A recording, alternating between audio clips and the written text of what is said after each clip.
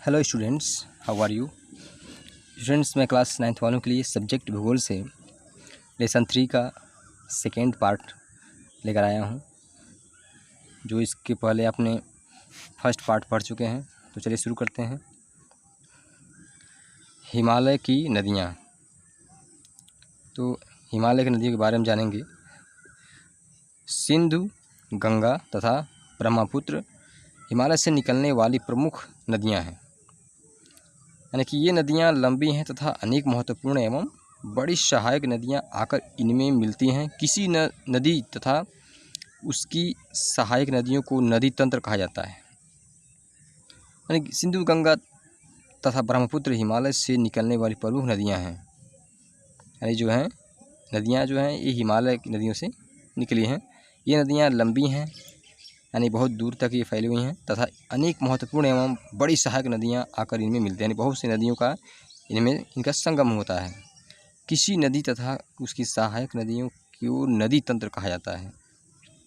सिंधु नदी तंत्र यानी कि सिंधु नदी का उद्गम मानसरोवर झील के निकट तिब्बत में है। यानी जो है सिंधु नदी का जो उद्गम है, जो उसका वहाँ से जो उनका निकास है वो मानसरोवर झील के निकट तिब्बत में है।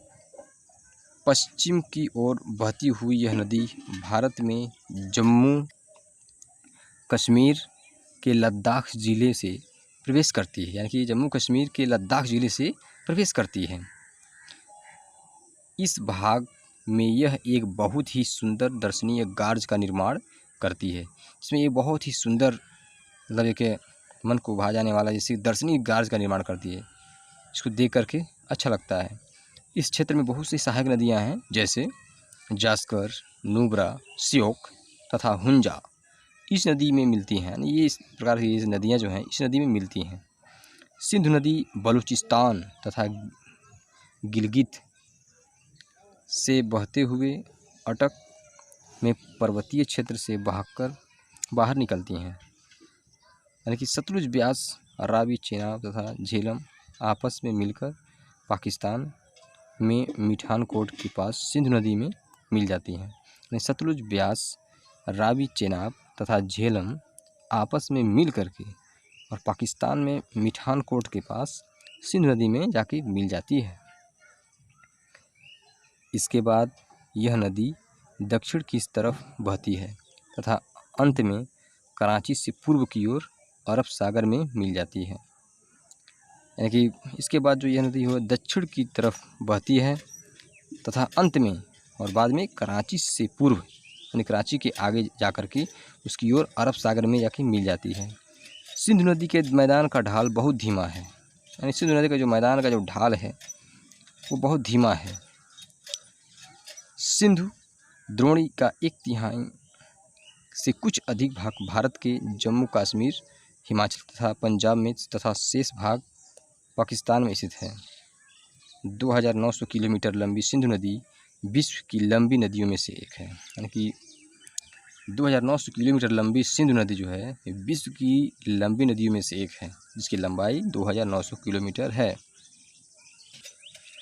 गंगा की मुख्य धारा भागीरथी, गंगोत्री, हिमानी से निकलती है तथा अलकनंदा उत्तराखंड के देवप्रयाग में इससे मिलती है। यानी कि गंगा की मुख्य धारा जो है भागीरथी, गंगोत्री, हिमानी से निकलती है तथा अलकनंदा उत्तराखंड के देवप्रयाग में इससे मिल जाती है।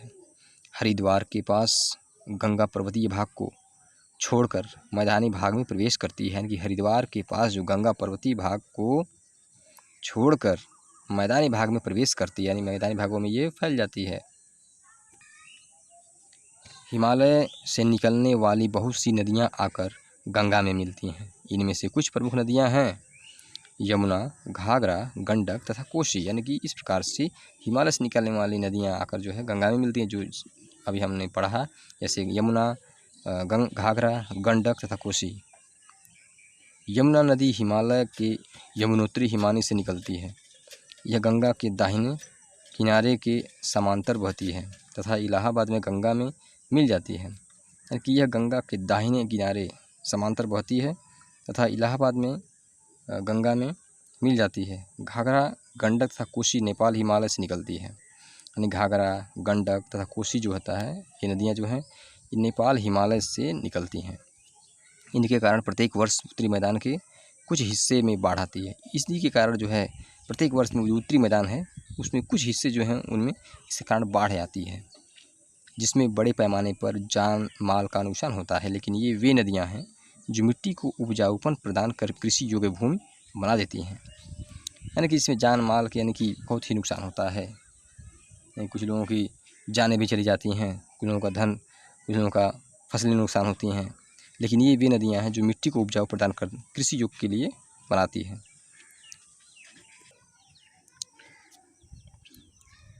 प्रायद्वीपीय उच्च भूमि से आने वाली मुख्य सहायक नदियाँ चंबल, बेतवा तथा सोन हैं। यानी प्रायद्वीपीय उच्च भूमि से आने वाली मुख्य सहायक नदियाँ चंबल, बेतवा तथा सोन है।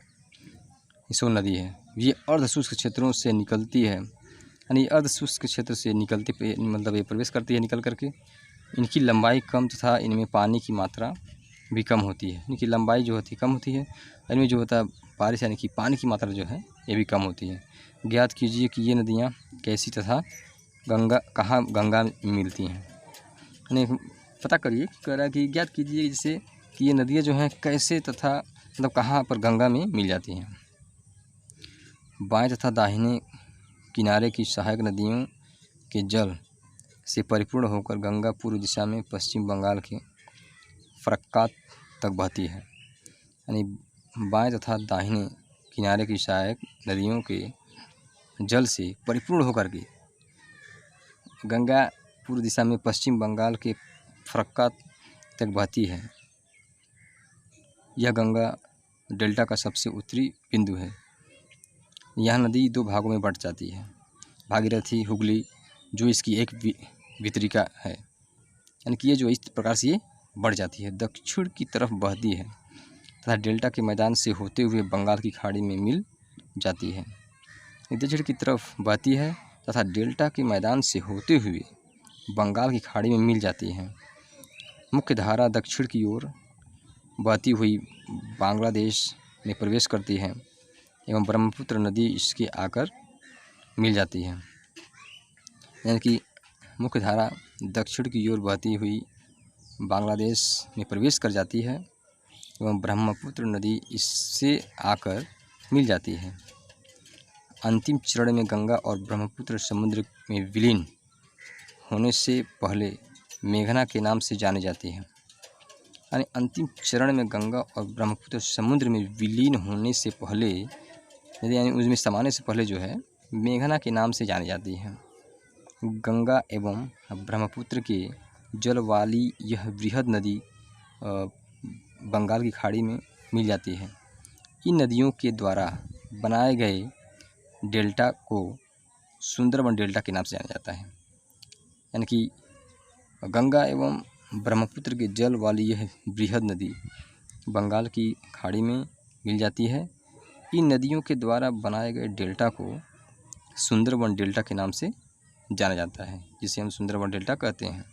स्टूडेंट्स, ये था हमारा लेसन 3 का सेकंड वीडियो। इसके बाद हम जस्ट मतलब नेक्स्ट लेकर आएंगे, तब इसे पढ़ें।